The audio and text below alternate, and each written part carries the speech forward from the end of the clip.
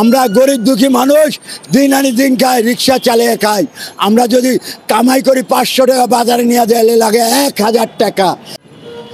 এই যে বর্তমান অন্তর্বর্তী সরকার যে আমাদের মাথার মধ্যে, গরিবের মাথার মধ্যে যে ভ্যাট ট্যাক্স বাড়িয়ে দিচ্ছে 15%, আমাদের সর্বক্ষেত্রে বাজারে যাবেন প্রতি কেজি চাউলের মধ্যে 8 থেকে 10 টাকা বাড়াচ্ছে, প্রতি কেজি সয়াবিন তেলে 10 থেকে 15 টাকা বাড়াচ্ছে, গ্যাসের মধ্যে দাম বাড়াচ্ছে, বিদ্যুতের মধ্যে দাম বাড়াচ্ছে, পানির মধ্যে ট্যাক্স বাড়াচ্ছে। আমরা সম্পূর্ণ জায়গায় ট্যাক্স ভ্যাট বাড়াচ্ছে। তা আমি বাণিজ্য উপদেষ্টাকে বলতে চাই, আপনি কোন ক্ষেত্রে কোন কারণে এই ভ্যাট বাড়াইলেন এবং ট্যাক্স বাড়ালেন?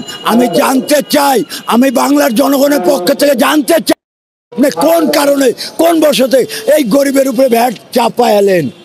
তাই আমি বলতে চাই বাণিজ্য উপদেষ্টাকে, সাবধান হয়ে যান, শেখ হাসিনার মতো পরিণত হবার চেষ্টা করিয়েন না, তাহলে আপনাকে বাংলার জনগণ ছাড়বে না।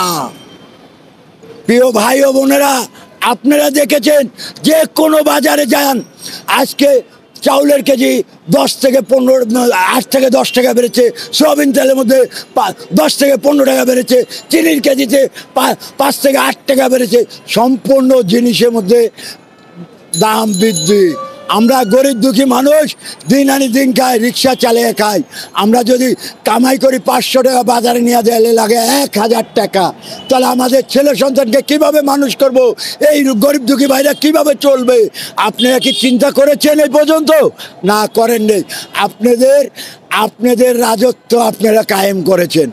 তাই বলতে চাই অন্তর্বর্তী সরকারকে, আপনাকে বসানো হয়েছে, রোড ম্যাপ দেন, নির্বাচনের রোড ম্যাপ দেন, নির্বাচন দিয়ে এই জুন জুলাইয়ের ভিতরে নির্বাচন দিয়ে আমাদের পছন্দ সরকার যায় নির্বাচিত হবে, তাদেরকে আমরা নিয়ে আমরা গরিব দুঃখী মানুষের কথা বলার জন্য এগিয়ে যেতে চাই।